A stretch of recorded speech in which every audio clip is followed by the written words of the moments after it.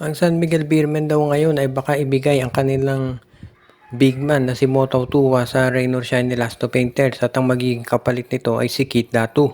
Daw ang San Miguel Beer na maghintay para makarecover itong si Kit Datu mula sa kanyang injury.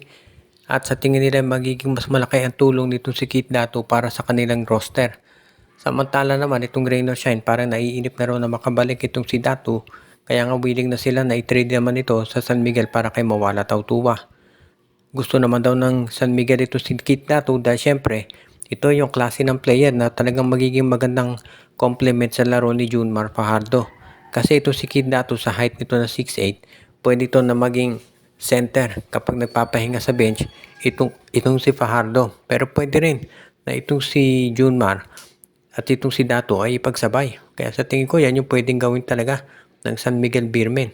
Kung magagawa nila yan, magandang bagay ito para dito sa SMP. Lalo na alam naman natin na sila talaga yung nangunguna pagdating dito sa pagkuha ng mga top players sa liga dahil syempre sa budget nila. Kaya nilang i-afford yung salary na gustong hilingin ni Datu. At kung mawawala man si Tautuba, mapupunuan niya ni Kit Datu kasi halos parehas lang sila ng laro.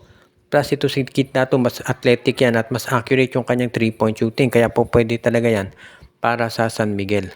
Kaya hindi naman ako magtataka talaga kung ito'y pupursigihin itong si Deputy Coach Peter Martin na humahawak ngayon dito sa SMB habang nagpapahinga si Coach Leo.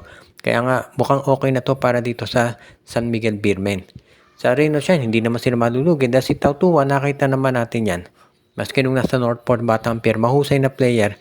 Kaya na nga dito sa San Miguel, naburo siya doon sa bench. Kaya mukhang kung malilipat siya sa Reno Shine, sigurado magkaka-playing time yan dahil doon sa sistema ni Coach Yeng na lahat binibigyan nila ng mga minuto.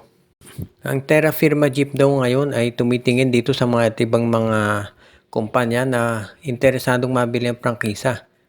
Bago pa man mag-umpisa yung season na to, napabalita na mabibenta na yung Terra Firma. Pero maraming mga teams man na interesado, hindi sila makapasado sa strictong requirement ng PBA. Kaya nga, kung sakasakali daw, mayroong mga teams talaga na gustong bilhin itong Terra Firma.